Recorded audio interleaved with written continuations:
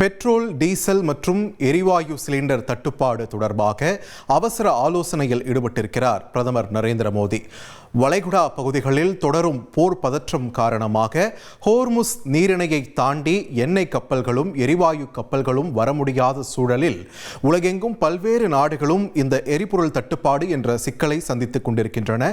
அந்த வகையில் உலக அளவில் எண்ணெய் மற்றும் எல்பிஜி உள்ளிட்ட பொருட்களை அதிக அளவில் இறக்குமதி செய்யும் நாடுகளில் டாப் 5 இருக்கக்கூடிய இந்தியாவில் தற்பொழுது இந்த எரிபொருள் தட்டுப்பாடு தொடர்பான அச்சுறுத்தல் மேலோங்க தொடங்கியிருக்கக்கூடிய நிலையில் பிரதமர் நரேந்திர மோடி தலைமையில் தற்பொழுது அவசர ஆலோசனை கூட்டமானது டெல்லியில் தொடங்கியிருக்கிறது. தொடர்ந்து கூடுதல் விவரங்களோடு இணைகிறார் எமது செய்தியாளர் பாரதிராஜா.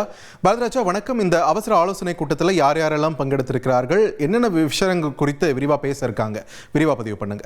கண்டிப்பாகவே ஈரான் இஸ்ரேல் போர் காரணமாக உலக நாடுகளுக்கே எரிபொருள் தட்டுப்பாடு அப்படின்றது இப்ப பெரிய பிரச்சனையாக இருக்கிறது. குறிப்பா இந்தியாவை எடுத்துக்கிட்டீங்கன்னா கடந்த சில நாட்களாகவே வணிக சிலிண்டர்களுக்கு கடும் தட்டுப்பாடு ஏற்படுவதை பார்க்க முடிந்தது.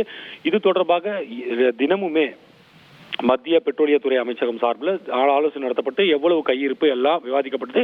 இந்த நிலையில பிரதமர் நரேந்திர மோடி தலைமையில் இன்று முக்கியமான ஆலோசனை கூட்டம் இந்த எரிபொருள் மற்றும் எரிவாயு தொடர்பாக நடைபெறுகிறது.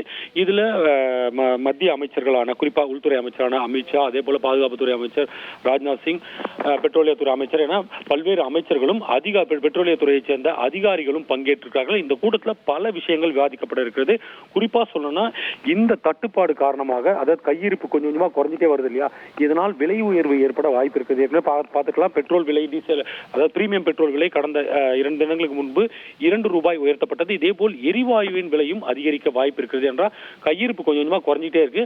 நாம இறக்குமதி செய்ய வேண்டிய விலையும் அதிகமாகும் வாய்ப்பு இருக்கிறது என்றால் ஹார்மோஸ் நீர்வழி அந்த வழியாக கப்பல்கள் கடக்க முடியாத சூழல் ஏற்பட்டுள்ளதால் வேறு மாற்று வழியில் எப்படி இந்தியாவிற்கு அந்த கச்சா எண்ணெயை கொண்டு வரலாம் அப்படின்றது குறித்தெல்லாம் மத்திய அரசு ஆலோசனை நடத்தி வருகிறது. அதன் ஒரு பகுதியாகவும் இந்த ஆலோசனை கூட்டமானது பார்க்கப்படுகிறது. ஒட்டு மொத்தத்தில் ஒவ்வொரு நாளும் கொஞ்சம் கொஞ்சமா குறைந்து கொண்டே வரும் கையிருப்பை எப்படி சமாளிக்க வேண்டும், இனி வரும் காலங்களில் விலையை உயர்த்த வேண்டுமா அல்லது வேறு என்ன நடைமுறைகளை கையாள வேண்டும், இதற்கு மாற்று என்ன என்பது குறித்தெல்லாம் முழுமையாக துறை அதிகாரிகளிடமும் அதே போல அமைச்சர்களிடமும் பிரதமர் மோடி ஆலோசனை நடத்துகிறார்.